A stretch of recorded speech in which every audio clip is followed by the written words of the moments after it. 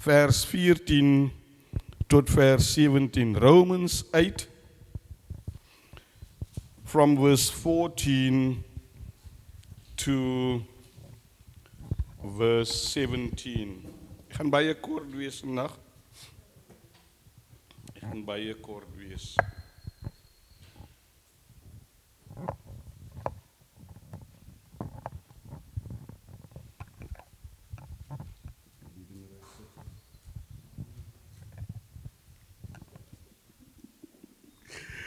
As jy dit dan lees ons saam. Want almal wat deur die Gees van God gelei word, dit is kinders van God. Want hulle het nie ontvang 'n gees van slawerny om weer te vrees nie, maar hulle het ontvang die gees van aanneming tot kinders, deur wie hulle roep Abba Vader, beteken onsse Vader. Die Gees self getuig saam met ons gees dat ons kinders van God is.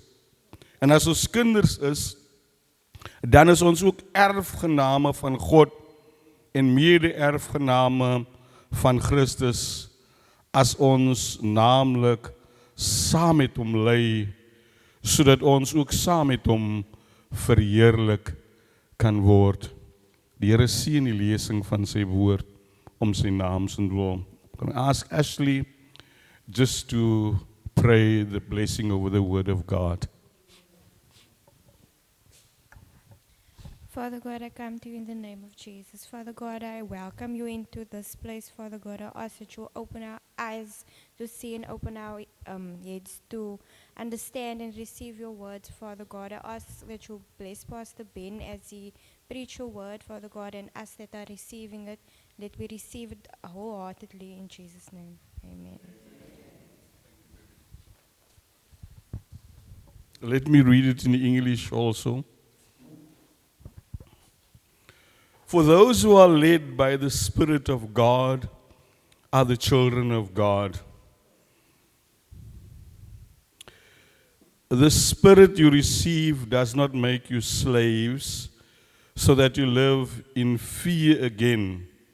Rather, the Spirit you received brought about your adoption to sonship, and by him we cry, Abba, Father. The Spirit himself testifies with our spirit that we are God's children.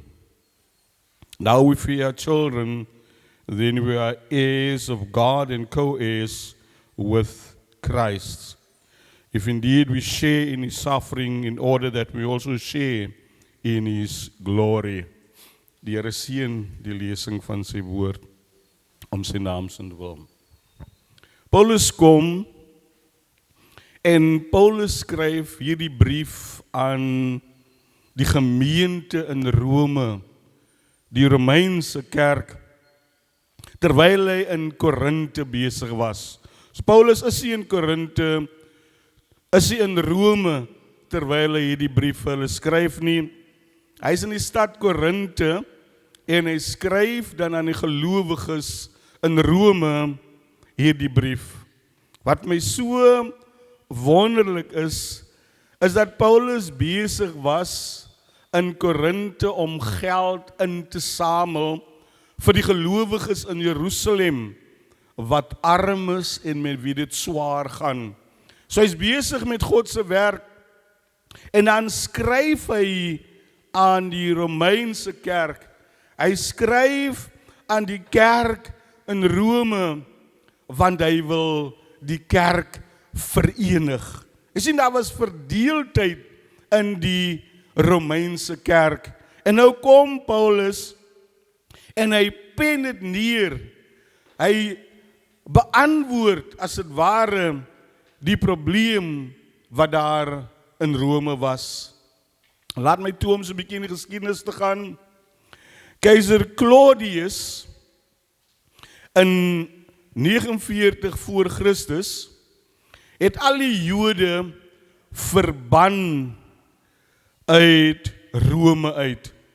Hy kom en hy vaardig 'n edict uit, 'n bevel uit, en hy beveel dat die Jode Rome moet verlaat.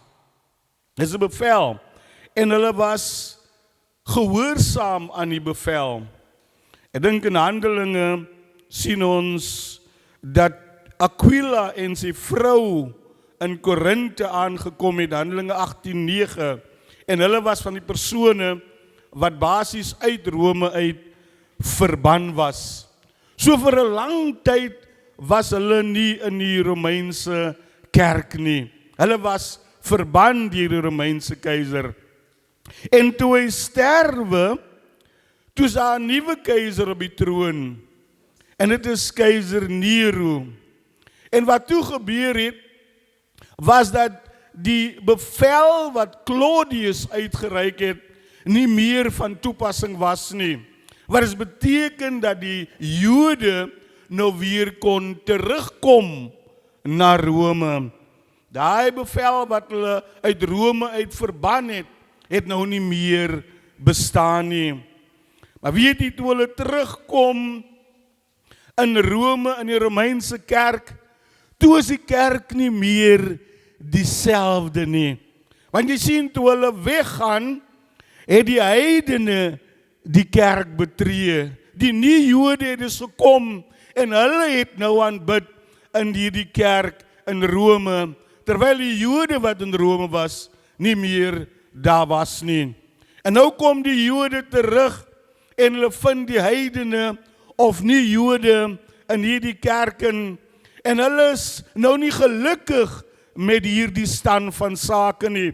Want jy sien, die Jode het sekere gebruike gehad wat die heidene nie gedoen het nie. Daar was die vasdag wat hulle uitgeroep het, daar was sekere feeste wat hulle ondersteun het, wat die heidene nie gedoen het nie.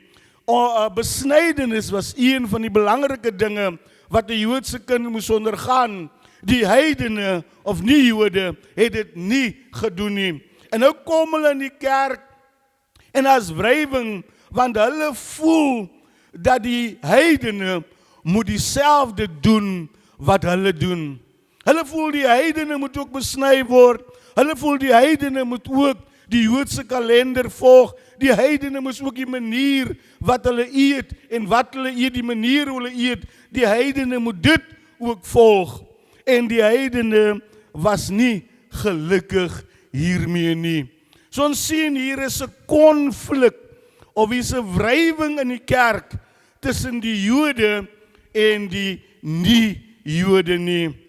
En nou kom Paulus, en Paulus skryf dan juis aan die gemeente om eenheid in die kerk te bewerkstellig. Paulus kom en Paulus sê vir hulle, luister man, het maak nie saak of jy Jood is of jy nie Jood is nie. Luister, het maak nie saak of jy sekere goed eet en sekere goed nie eet nie. Het maak nie saak of jy besny is of nie besny is nie. Die enigste ding wat jy 'n kind van God maak, is dat jy gelei moet wees deur die Gees van God. Dit is die enigste vereiste wat daar is om van jou 'n kind van God te maak. So as jy 'n nie-Jood is en jy word gelei deur die Gees van God, dan sê die Bybel dat jy is 'n kind van God. As jy 'n nie-Jood is, dan jy word gelei deur die Gees van God, dan is jy 'n kind van die almagtige God. Hy kom, Paulus sê, en hy wil eintlik sê, los die trivial goed waaroor jy so bekommerd is. Los die goed wat so verdeeldheid veroorsaak. En kom ons fokus op een ding, dat ons deur die Gees van God gelei moet word. En weet maar, Doris, toe ek hierdeur gaan en ek lees hierdeur, toe besef ek hoe wonderlik die woord van God is. Toe besef ek hoe wonderlik God self is. Hy sien, ons is van verskillende afkoms, soos ons hier sit. Ons is van verskillende families, man. Ons is verskillend van mekaar. Ons het verskillende opvoeding. Maar die Here bring ons by mekaar as sy kinders, deur die feit dat ons die Gees van God in ons lewe het, en dat ons gelei word deur die Gees van God. En daarom weet ons dat ons kinders van die Almagtige is. Nie die ander klomp losgoed nie, man. Dit is net die leiding van die Gees wat vir ons kinders van Christus maak. Het laat my dink, coach, dit laat my dink aan die verdeeldheid wat in ons kerke vandag bestaan. Wanneer ek kyk na die kerk, en ek praat nie net van Trinity, ek praat van die kerk in die algemeen, is ons so verdeeld. Elkeen het sy eie dogma, elkeen het sy eie manier hoe hy die kerk se reëls of die skrif interpreteer. Ons wil nie by mekaar wees nie. En ek dink ons is presies dieselfde toestand as wat die Romeinse kerk was toe Paulus hulle aangespreek het. En ek dink die kerk moet terugkom na die beginsels van Christus toe. En ons besef dat daai skeidslyne wat in die kerk gestel word, dat dit onnodig is, dat ons almal eintlik maar kinders van God is. Het maak nie saak of jy Rooms is nie, het maak nie saak of jy congregational is nie, as jy gelei word deur die Gees van God, dan is jy 'n kind van God. Die enigste vereiste wat Paulus sê, is dat ons gelei moet word deur die Gees van God. Gaan we praat, pastoor, hoe word ons gelei deur die Gees van God? Ek wil 'n simpel illustrasie maak. Hy sê dan wanneer 'n persoon blind is, dan kan hy mos niks sien nie. Dan het hy iemand nodig om hom te lei.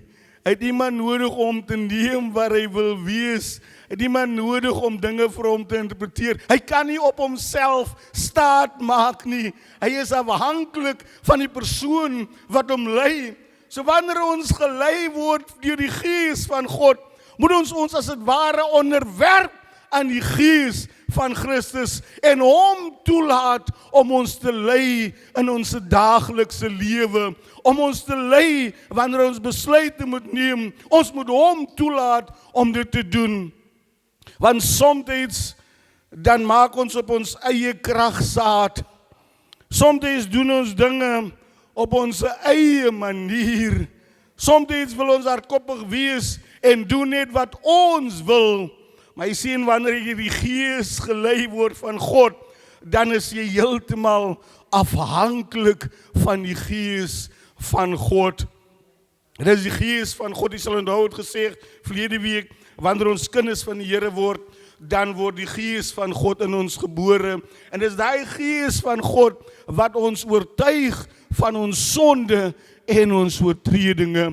En wanneer ons die Gees van God toelaat om ons te lei, man, dan sal ons 'n skoon lewe lei. Dan sal 'n lewe lei wat aanneemlik is vir Christus, want die Gees van God sal ons gedagtegang verander. Die Gees van God sal die besluite wat ons neem op so 'n manier doen dat dit vir God aanneemlik sal wees en nie net vir ons nie. Ek weet die Anthea het heel op 'n tyd gekom of was in 'n situasie waar hy iets wou doen en dan is dit as 'n stemmetjie vir jou sê, moet dit nie doen nie. Ek weet nie het julle dit al ervaar nie. Ek sê dis die Gees van God wat met jou praat, want die Gees van God weet dat jy gaan skade berokken of jy gaan beseer word as jy daai besluit neem. Hy kom aan en hy nudge ons in die regte rigting en hy gee ons 'n duidelike prentjie van wat hy wil hê ons moet wees. En wanneer ons dit doen, dan sal ons weë en ons besluite in lyn wees met dit wat God wil hê ons moet doen. Ons moet die Heilige Gees toelaat, Lionel, om ons te lei. Dan is ons kinders van God. Dit is die enigste vereiste wat Paulus vir die Romeinse kerk stel. En dit is sy manier om hulle te verenig en hy verdeeldheid onder hulle uit te saai. Die Bybel sê, wanneer ons deur die Gees gelei word, is ons kinders van God. Ons is kinders van God. Johannes 1:12, almal wat hom aangeneem het, het hy die mag gegee om kinders van God genoem te word. So wanneer ons in ons hart aanneem, dan is ons kinders van hom. Wanneer ons gelei word deur die Gees, dan is ons kinders van die Almagtige. Ek sien ek is nie net deel van die Meshaka familie nie, oudie. Ek is ook deel van die groter groep gelowiges, die groter familie van Christus. En ek praat van die familie van Christus reg oor die wêreld, want ons Vader is God self. Hy is ons Vader en ons is kinders van hierdie almagtige God.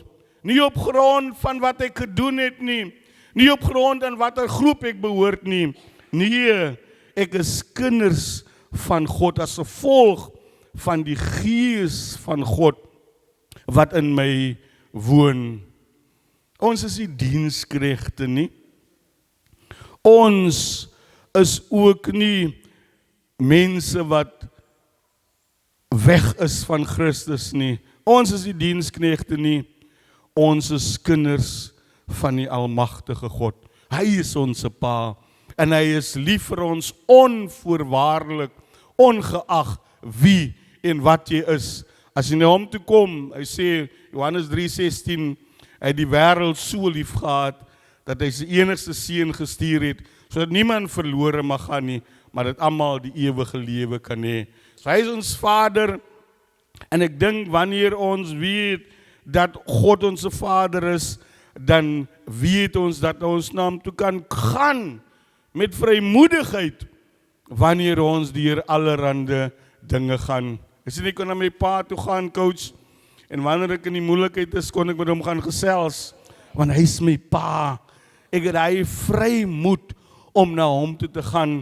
En wie is daar beter as jou pa om na jou te sorg, om vir jou te sorg, om seker te maak dat dit met jou goed gaan, maar dit is hy, ons hemelse Vader, hy is ons Pa, ons is sy kinders, en daarom kan ons die vrymoedigheid hê om na hom toe te gaan, enige tyd, wanneer ons iets nodig het, of ons nie kos het om te eet nie, of ons siek is, maar Debbie, het maak nie saak of ons deur storms gaan, maak nie saak nie man, jy kan na jou Pa toe gaan, net soos hy is, enige tyd, en jy weet dat jou Pa gaan seker maak, dat jy uit die situasie uit gaan kom. Ek dink nou so, ek lag nou so stilletjies, ek kan altyd onthou, ek was op universiteit gewees, en het was altyd 'n uitdaging om terug te gaan campus toe, want dan moet jy nou betaal vir die bus hier op Kaap toe, en daar was nie altyd genoeg sente nie. Maar dan kom my ma en my ma sê vir my pa, die joukie moet teruggaan. Al uit die geld, ek weet jy die geld. Al uit die geld, ek weet jy die geld. En dan het hy dit maar swaar uitgehaal, maar hy het gegee, omdat hy geweet het, dat ek het nodig het. Net soos ons hemelse Vader man, hy ken sy kinders, hy weet wie sy kinders, en hy is die een wat vir sy kinders omgee. Jy moet hom nooit sien as iemand wat daar ver is, wat neerkyk op ons en ons net wil straf nie. Toe ek op sonnaskool was, het ons altyd die prentjie gehad van God wat met die lat sit en elke keer wanneer ek iets verkeerd doen, dan slat hy my. Ons het die prentjie gehad, maar dit is nie wie God is nie, man. Hy is 'n liefdevolle God en hy wil hê dat ons na hom toe moet kom wanneer ons deur allerlei dinge gaan. En weet jy wat vir my so kosbaar is? Ons word deur die Gees gelei en die Gees getuig dat ons sy kinders is. En weet jy wat is die wonderlike ding nie van 'n kind? Dat jy deel in jy het 'n erfdeel in jou pa se besittingsin. Jy het 'n erfdeel in dit wat jou pa besit. Ek weet, ek het nog nie 'n testamentie, Beben en Bindelie. Ek weet, daar is nog nie 'n testamentie. Maar ek weet ook, dat as ek sterwe, wat myne is, gaan na julle toe. Want julle is erfgename van my. En wanneer die Bybel sê ons is erfgename van God, dan beteken dit dat ons 'n erfdeel het by Christus self. Beteken dat ons nie net deel in sy lyding nie, maar ons ook gaan deel in sy glorie wanneer hy gaan kom. Wonderlike belofte man, wat hy vir ons gee, is dat alles aan hom behoort en dat ook aan ons behoort, omdat ons sy kinders is. 'n kind erf van sy pa af. 'n kind erf van sy pa af. En daarom kom Paulus en Paulus sê, julle word deur die Gees gelei, julle is kinders van God, maar julle is ook erfgename van dit wat aan God behoort. Mede-erfgename saam met Christus Jesus. 1 Petrus 1 vers 4. En dit het my regtig bemoedig. Ek dink gaan vers 3 lees en dan vers 4. Geseënd is die God en Vader van ons Jesus Christus, wat na sy groote barmhartigheid ons die wedergeboorte geskenk het tot 'n lewende hoop deur die opstanding van Jesus Christus uit die dode. Vers 4. Sodat ons 'n onverganklike en onbesmette en onverwerklike erfenis kan kry, wat in die hemel bewaar word vir ons. 'n onverwelklike, nie besmette, onverganklike erfenis het God vir ons, wat hy vir ons daar in die hemel bewaar. Wonderlik om dit te weet. En ek in Matteus sê vir ons, dat ons moet nie vir ons skatte by mekaar maak op die aarde, wat deur mot en roes verniel kan word nie. Maar hy kom nou en hy sê vir ons, dat hy vir ons erfporsie, hy vir ons erfenis, dit kan nie besmet word nie, mot en roes is daar nie in die hemel nie, en hy erfporsie hou hy vir ons, vir die dag, wanneer ons na hom toe gaan kom. Ek weet, maar Debbie, ek het 'n mansion daar in die hemel in, because he's preparing a mansion for me. Maar nou weet ek ook, ek het nie net 'n mansion nie, ek het ook 'n erfporsie daar in die hemel, wat die Here net vir my bewaar. En wanneer ek na die goed kyk, maar daar is, dan sê ek soos Paulus, ek verlang om heen te gaan. Ek verlang om heen te gaan en met Christus te wees, sodat ek daar by hom kan wees, daar in my mansion kan wees, saam met hom kan wees, en my erfporsie by hom kan kry. Die ironiese ding net, coach, is dat jy moet sterwe. En ek dink, ons trap haat teen, jongens, ons wil nie nou gaan nie. Ons trap daar teen, ons kan nie nou gaan nie. Maar ek weet, wanneer jy kyk na die wonderlike beloftes, wat God vir jou maak, dan is jy beter dan af, om by hom te wees, as wat jy hier op hierdie aarde is. God gee ons sy beloftes, en sy beloftes is ja en amen. En ek wil jy bemoedig vanoggend, en wanneer jy deur die Gees van God gelei is jy 'n kind van God. Hy is jou pa, jy is deel van sy groter familie. En omdat jy deel van sy familie is, daarom is jy ook 'n erfgenaam. Jy het 'n erfporsie. Jy het dit eers by mekaar gemaak, jy verdien dit eers nie, maar God self hou vir jou erfporsie daar in die hemel, en wanneer jy die dag kom om saam met hom te wees, dat jy jou erfporsie kan kry. Mag God ons help, man. Mag God ons genade gee, dat ons nooit sal afwyk van dit wat hy van ons verwag nie. En die dag wanneer ons oë sal toemaak, dat ons na hom toe gaan om ons erfporsie te kry, maar ook die mansion wat hy vir ons voorberei het bo in die hemel. Ek verlang om heen te gaan, Lionel. Ek verlang om heen te gaan, om saam met Christus te wees. En toen Nisa, een keer toe raak ek siek, toe sê sy vir my, pastoor, jy kan nog nie nou gaan nie. Jy moet nou eers bietjie vasttrap nog. Ons het jou nog nodig hieronder op die aarde. Maar wanneer God kom en wanneer hy ons kom haal, dan gaan ons om saam met hom vir ewig te wees. Kom ons sluit ons oë. Here, ons eer U, ons prys U, ons loof U, dat U God is en dat daar vir ons so wonderlike beloftes is.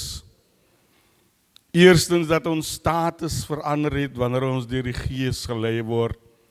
Ons is nie diensknegte of diensmaagde nie, maar ons het 'n Pa wat ons Vader is. Dit is U, God, ons hemelse Vader, wat vir ons kyk, wat vir ons omgee, wat vir ons lief is. Meer nog, Here, omdat U ons kinders maak, daarom het U vir ons 'n erfporsie, wat U vir ons wegbere, onverganklik. Dit kan nie vergaan word nie. Dit kan nie verniel of verwoes word nie. U bewaar dit veilig vir ons, vir die dag wanneer ons gaan kom. Help ons, Here, om vas te hou in die genade, om te bly in die diens, Here, om kinders van die Here te bly, sodat wanneer ons oë toemaak hier, dat ons by U is, en dat ons dit wat U die Here vir ons wil gee, dat ons dit sal ontvang. Ek bid dit in Jesus naam. Amen.